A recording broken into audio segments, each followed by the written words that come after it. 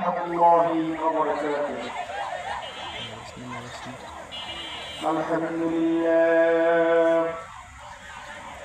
الحمد لله نحمده ونستعينه ونستغفره ونعوذ بالله من شرور أنفسنا ومن سيئات أعمالنا. من يهده الله فلا مضل له ومن يضلل فلا هادي له. ونشهد أن لا إله إلا الله وحده لا شريك له. ونشهد أن محمدا عبده ورسوله الذي أرسله بالحق بشيرا ونذيرا وداعيا إلى الله بإذنه وسراجا منيرا. وقد قال الله تعالى في كلامه المجيد والفرقان الحميد: أعوذ بالله من الشيطان الرجيم. بسم الله الرحمن الرحيم. ختم الله على قلوبهم وعلى سمعهم ولا أبصارهم غشاوة ولهم عذاب عظيم. بشار حبيبه إن الله وملائكته يصلون على النبي يا أيها الذين آمنوا صلوا عليه وسلموا تسليما.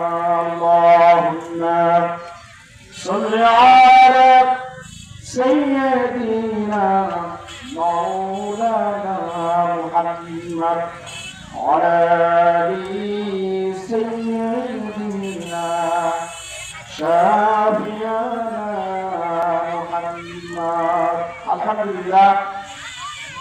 আল্লাহ লক্ষ শুকরিয়া, lakh crore million trillion trillion এত পরিমাণ শুকরিয়া যে মহান রব্বুল আলামিন এশার নামাজ জামাতে আদায় করার পর আজকে বিরাট তাফসীর কোরআন মাহফিলের পঞ্চম বার্ষিকী আর রহমান কওমি মাদ্রাসা ও এতিমখানা উন্নয়ন কল্পের সম্মানিত সভাপতি সাহেব এবং আজকের মাহফিলের ইন্তজামিয়া কমিটি থেকে শুরু করে প্রধান অতিথি, বিশেষ অতিথি, প্রধান মেহমান, বিশেষ মেহমান এবং আমার মঞ্চের সামনে উপবিষ্ট সকলকে জানাই আসসালামু আলাইকুম ওয়া রাহমাতুল্লাহি ওয়া বারাকাতুহু।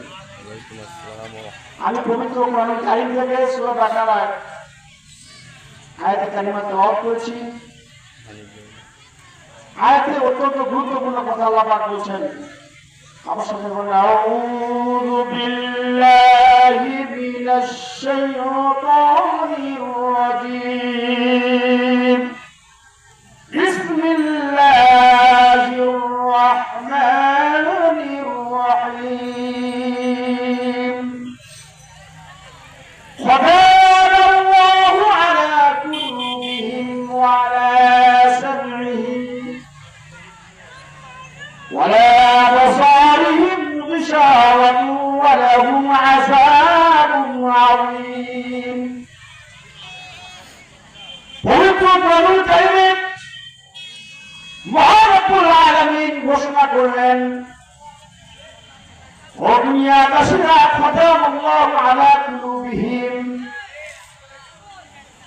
দুনিয়ার জমিনে যদি কোনো ব্যক্তি, যদি কোনো মানুষ আজকে কোরআন মাহফিল থেকে শুরু করে কোরআনের ময়দানে যে সকল কথাবার্তা হয়, আজকে যারা শুনেও শুনবে না, দেখেও দেখবে না, আল্লাহ পাক বললেন তাদের অন্তরে আমি এমন ভাবে বহর করে দিয়েছি যেন তারা শুনতেও পায় না, দেখতেও পায় না। দুনিয়ার জমিনে কোরআনকে ভালোবাসে, কোরআনের মানকে ভালোবাসে, মসজিদকে ভালোবাসে, মাদ্রাসাকে ভালোবাসে, যারা কোরআনের সাথে সম্পর্ক রেখেছে, আল্লাহ পাক জানান দুনিয়া জমিনে যদি তাদের চক্ষু খোলা থাকে, যদি অন্তঃকরণ খোলা থাকে, কাল কিয়ামতের ময়দানে আল্লাহ পাক তাদের অন্তঃকরণ গুলো খুলে দেবেন। বলেন সুবহানাল্লাহ। আজকে দুনিয়া জমিনে যদি কোনো ব্যক্তি কোরআনের কথা শুনেও না শোনে, কোরআনের হক কথা বলে শুনেও যদি না শোনে, মানার চেষ্টা না করে, আল্লাহ রাব্বুল আলামিন বলেন সেদিন ওই সমস্ত মানুষদেরকে আমি অন্ধ অবস্থায় উঠাবো কিয়ামতের ময়দানে। শুধু তাই নয়,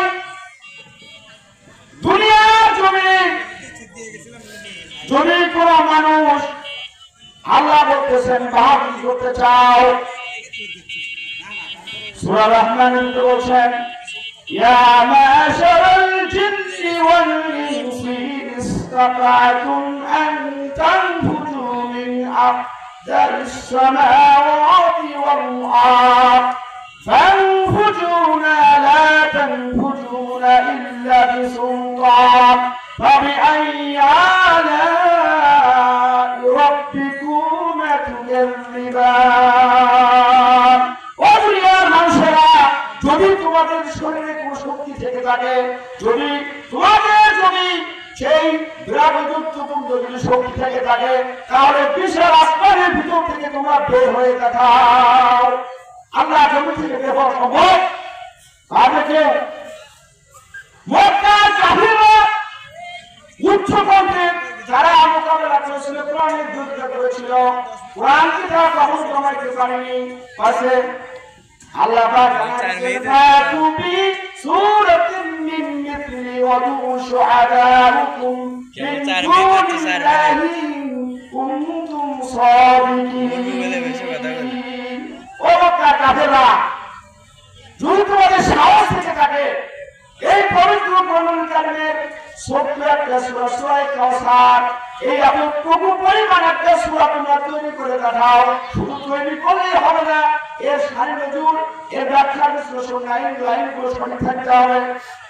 মক্কার কাফেররা ওই উঁচু মাথা নিচু হয়ে গিয়েছিল কোরআনের কাছে।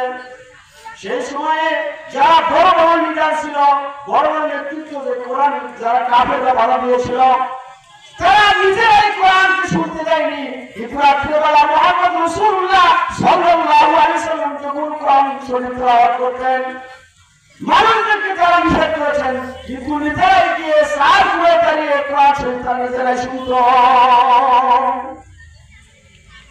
আজকে আসি কিনা বলেন? আল্লাহ পাক বলছেন, ও দুনিয়ার মানুষেরা, তোমরা শুনে নাও, তোমরা যতই বাড়াবাড়ি ফাড়াবাড়ি করো না কেন, সময় বেশি দিন নাই, মানুষের আয়ু আমি এমন অল্প দিয়েছি। বলে বলছেন কি, কাগজ কাটকার ঘুরি बनकर वही पवन की चाँद में घुरी बनकर कारीगर उसी हमारा हाथ में। আল্লাহ পাক সেই সময় বড় বড় কবিরা, ইসলামিক সাহিত্যিক যারা কবি ছিল, আহমদ শৌকী, এই কবিরা লিখেছেন, ছোটবেলা যখন আমরা ঘুড়ি উড়াইতাম, ওই নাগাই গুলো সুন্দর নাগাই থাকতো, আমাদের হাতে থাকতো কিনা বলেন? আস্তে আস্তে যখন ঘুড়িটা আকাশের কিছু অংশে থাকতো, যখন নাগাইটা আস্তে আস্তে শুধু ঘুড়িটা যখন বাসায় করতো, আস্তে আস্তে ঘুড়ি যখন হাতের কাছে আসতো, আল্লাহ পাক জানিয়ে দিয়েছেন কবির মাধ্যমে যে এমন একটা সময় আসবে, ওই রকম ঘুড়ির মতো আয়ু তোমার একদিন করতে থাকবে। থাকবে বলেন?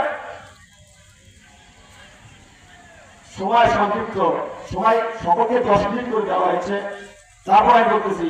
শুধু তাই নয়, সেই সময় মুসা আলাইহিস সালামের যে বিরোধিতা করেছিলেন কে? ফিরআউন। আজকে জানেন তো সেই ফিরআউন আছে কিনা? আছে? নাই। নমরুদ সেই ইব্রাহিম আলাইহিস সালামের বিরোধিতা করেছিল, আছে নমরুদ নাই। আল্লাহ পাক বলেন এমন ভাবে ইসলামের শত্রুদেরকে আমি নিবন্ধ করে দিব, একটা ল্যাংড়া মশা দিয়ে ওই নমরুদকে আল্লাহ পাক শায়েস্তা করেছিলেন। আল্লাহ পাক বলছেন কিভাবে আসছে আব্রাহা বাদশা যখন ওই কারাগার যখন ধ্বংস করার জন্য আসলো, আসার পর একটা ঝগড়ার একটা সূচনা লাগবে। যে মক্কায় প্রত্যাবর্তন দায়িত্ব ছিল স্বয়ং হুজুর পাক সাল্লাল্লাহু আলাইহি সাল্লামের দাদা আব্দুল মুত্তালিব। ঝগড়া করা তো প্রায় লাগবে। বাদশা আব্রাহা পাঠালো, যাও ওই আব্দুল মুত্তালিবের 100 উট ধরে নিয়ে আসো। উট ধরে নিয়ে গেল।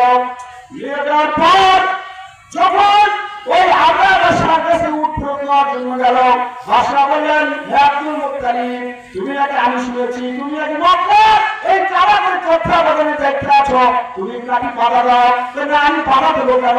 আপনার যা ইচ্ছা মক্কা শরীফ করতে পারেন, ভাঙতে পারেন, যা ইচ্ছা করতে পারেন, কিন্তু আমার 100 উটকে আপনি ধরে নিয়ে এসেছেন, আমার উট আমাকে ফেরত দেন। ওই মক্কার মালিক যদি কারাগার রক্ষা করতে পারে তাহলে করবে, না করলে না করবে, সেটা আমার কিছু করার নাই।